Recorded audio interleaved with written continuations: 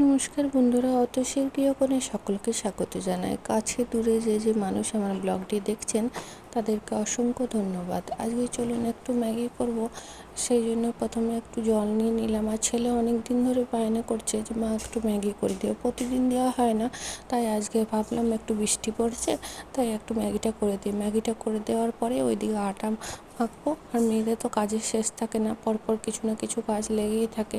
ওইদিকে আটা মেখে রেখেছি, এরপর রুটিটাও করে নেবো। তারপরে একটু রাত্রিবেলা ছেলেকে তাহলে পড়াতে পারি।